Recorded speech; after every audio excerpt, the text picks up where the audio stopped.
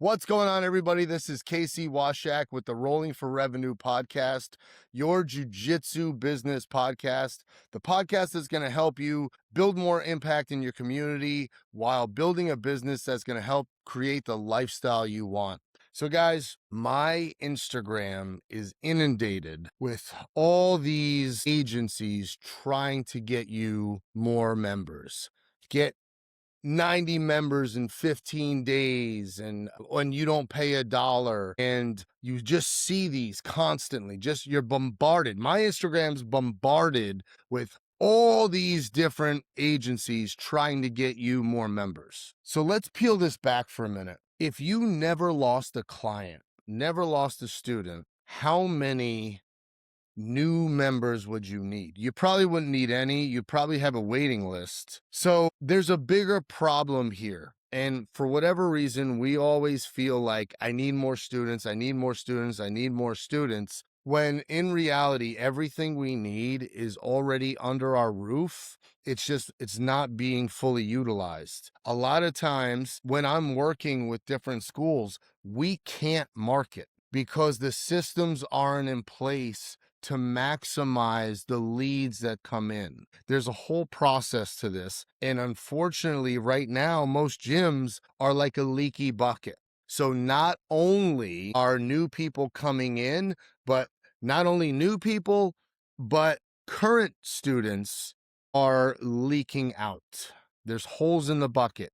So instead of plugging these holes and fixating on how to keep water or students in the bucket, we just try to slam the bucket with more students, and hopefully we can outpace the losses. This is not a recipe for success. What you're doing is this is going to be death by 1,000 paper cuts, and really you're just elongating the struggle. So what do we want to do?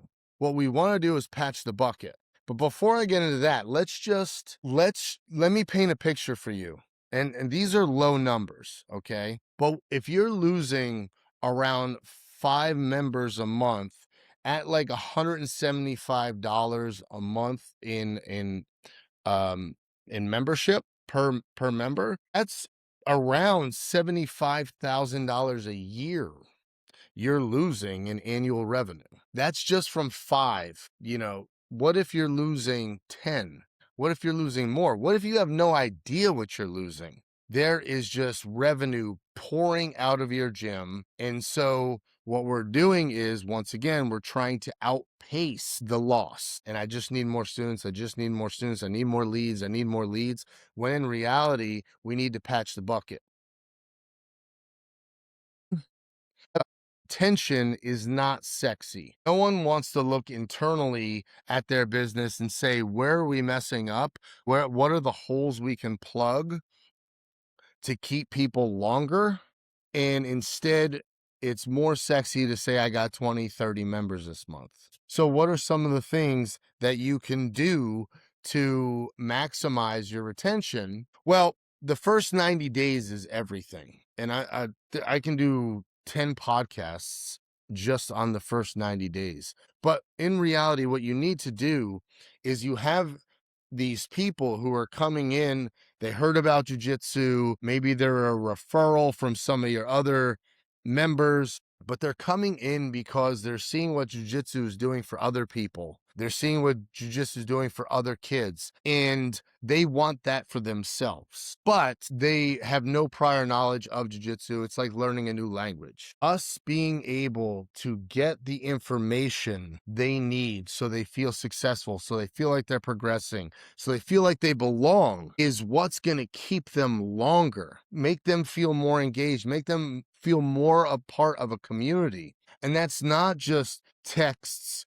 and phone calls and emails. What that is it's also your staff, knowing their name, conversing with them, and just bringing them in. And basically, we like calling it, we're putting a fence around our members. There's something called Maslow's hierarchy of needs.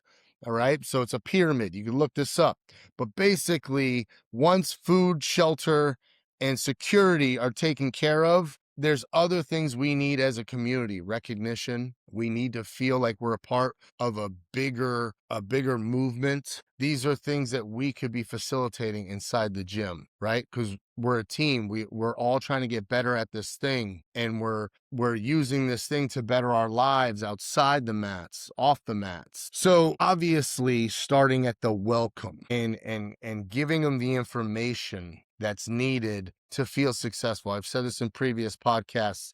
The less you can make someone feel stupid, the longer you're going to keep them. From there, periodically letting them know that they're improving. Now, we have all sorts of systems in place at our school and my gyms.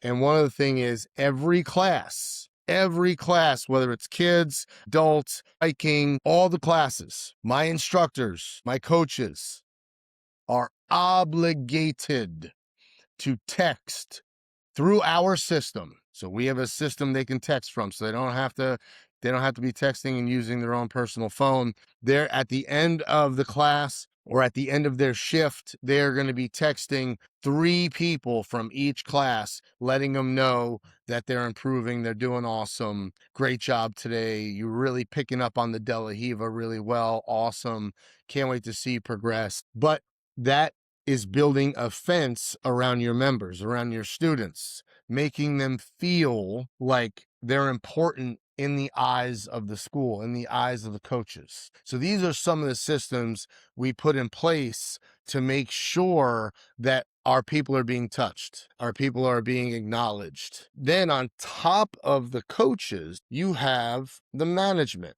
myself, the head instructors. They need to be basically shaking hands and kissing babies. We're the mayor of the gym. So it's one thing when the coaches are reaching out, the ones that are actively dealing with the students on a day-to-day basis. But it's another thing when the higher ups, the management reaches out and says, hey, if they're not, look, make sure you're doing everything with integrity. Don't say, if you're never in the classes, don't say, hey, I saw you're doing really awesome. Say, no, you came up in our team meeting today and everyone was mentioning to me how well you're doing. Keep it up. That's fantastic. You're an awesome student and I wish more were like you. That goes a long way, and it was done with integrity. And then lastly, this is built into jiu-jitsu, but we can't rely on belts and stripes to do all the work. To help each student create a roadmap for them and the what's next. And this doesn't have to be a 45-minute sit down where you're sitting with every student.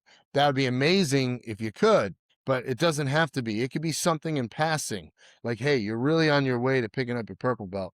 So just keep at it. I really need you to focus on your sweeps from the guard, but you're really putting it together. Awesome job, man. That's it. Help them create a roadmap.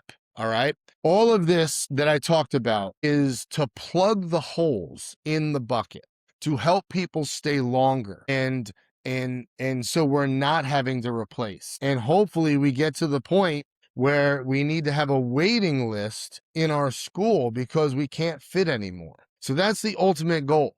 The ultimate goal is you're impacting so many lives that there's no more room to impact any more lives. And guess what? I've talked about this in other podcasts. The more lives you impact, the more money you put in your pocket.